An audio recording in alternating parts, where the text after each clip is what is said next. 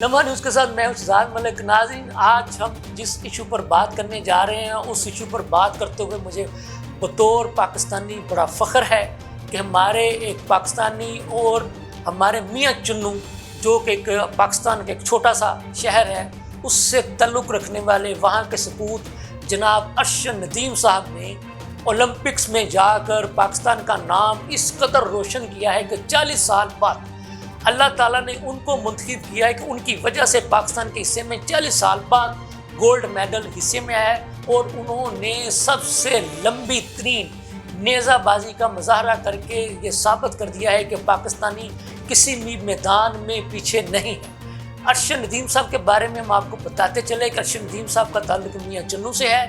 ये 8 बहन भाई हैं। अरशद नदीम साहब अपने बहन भाइयों में से तीसरे नंबर पर आते हैं। ये शादीशुदा हैं। इससे पहले भी ये पाकिस्तान के लिए एशियन गेम्स में तमगा जीत चुके हैं और अल्लाह ताला ने शायद उनको चुना ही इसलिए है कि वो उनकी वजह से पाकिस्तान जो है मुख्तलिफ़ किस्म के एजाज़ात जो है वो हासिल करे। पहले अरशद नदीम साहब की वजह से पाकिस्तान को एशियन गेम्स में तमगे जीतने का एजाज़ हासिल हुआ और अब 40 साल के बाद पाकिस्तान को ओलंपिक्स गेम में गोल्ड मेडल जीतने का एजाज़ हासिल हुआ है। अरशद नदीम साहब जो हैं वो शुरू से ही नेज़ाबाजी के शौकीन बताए जाते हैं। लेकिन इससे पहले हम आपको ये भी इंकशाफ करें, हमें जो उनके ख़ानदानी ज़राए से जो मालूम हुआ है कि अरशद नदीम साहब जो है वो क्रिकेट के शौकीन थे, वो क्रिकेट में दिलचस्पी रखती थे। लेकिन उनके वालिद साहब ने उनके कहा कि आप नेज़ाबाजी में आएँ, आपका माशाल्लाह से कद काट भी बड़ा है, तो आप अगर नेज़ाबाजी में आएंगे तो उसमें आपको कामयाबी मिलेगी। फिर हमें ये भी बताया गया है कि उनके जो उस्ताद, उनके 3 जो है वो उस्ताद हैं, एक बुखारी साहब बताए जाते हैं, एक भट्ट साहब बताए जाते हैं। उन्होंने उनके ऊपर बड़ी मेहनत की, उनको बड़ा सिखाया। हम आपको ये भी बताते चले कि ओलंपिक्स गेम में जाने से पहले ये अरशद नदीम साहब इंजरी का भी शिकार हुए थे, लेकिन इसके बावजूद उन्होंने पाकिस्तान की खातर प्रैक्टिस जारी रखी। और हमें ये भी बताया गया है कि ओलंपिक्स में जाने से पहले उन्हें एक नेज़े की भी ज़रूरत थी।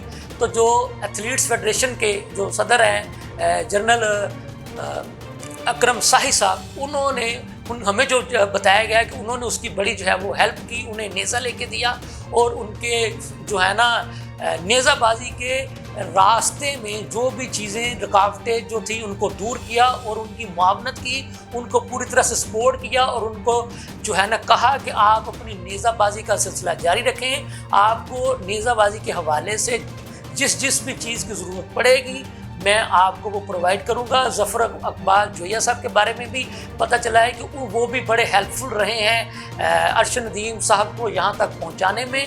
लेकिन यहाँ पर जो सबसे अच्छी बात यह है कि अरशद नदीम साहब पर पाकिस्तान के चप्पे चप्पे से नवाज़शात का सिलसिला शुरू हो चुका है। हर शो मकातब फ़िक्र से ताल्लुक़ रखने वाले, चाहे वो सरकारी हैं या गैर सरकारी हैं या प्राइवेट लोग हैं, उन्होंने अपनी अपनी इस्तेदाद के मुताबिक अरशद नदीम साहब पर इनामात की बारिश का सिलसिला शुरू कर दिया है। वज़ीर पंजाब मोहतरमा मरीम नवाज़ साहिबा ने 10 करोड़ रुपया इनाम के तौर पर उन्हें देने का ऐलान किया है। सिंध गवर्नमेंट ने 5 करोड़ रुपया देने का ऐलान किया है। बहरिया टाउन के जो मालिक हैं उनके बारे में मालूम हुआ है कि उन्होंने 1 कनाल का घर उन्हें देने का तोहफे में ऐलान किया है।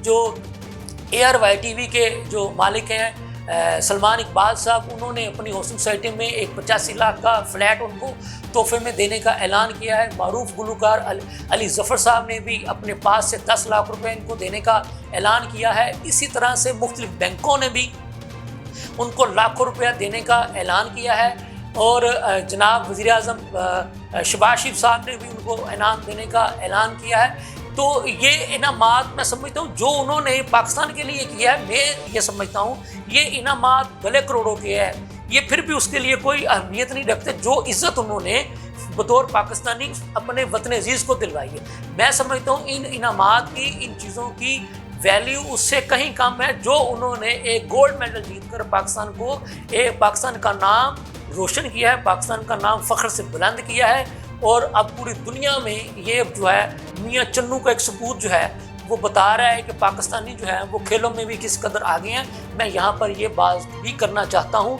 कि अगर जिस तरह से हमारी हुकूमतें کرکٹ کی سرپرستی کرتی ہیں، کرکٹ پر اربوں خربوں روپے لگاتی ہیں، اسی طرح سے اگر نیزہ بازی پر، ایتھلیٹس پر، ہاکی پر، فٹ بال پر، یا جو ہماری جو باقی گیمیں ہیں ان پر بھی اگر یہی لاکھوں کروڑوں اربوں روپے خرچ کیے جائیں تو اس طرح کے کئی ارشد ندیم صاحب پیدا ہو سکتے ہیں مختلف ہماری کھیلوں میں بھی۔ میں امید کرتا ہوں کہ ہماری حکومت، ہمارے جو کھیلوں کے ادارے ہیں، ہمارے جو اسپورٹس بورڈ ہیں، وہ ان طرف بھی توجہ دیں گے تاکہ ہمارے کھیلوں کے ہر شعبے میں ارشد ندیم پیدا ہو اور وہ اسی طرح سے دنیا بھر میں جا کر کے پاکستان کا نام روشن کریں۔ اسی کے ساتھ ہی مجھے اجازت دیجیے، اللہ حافظ۔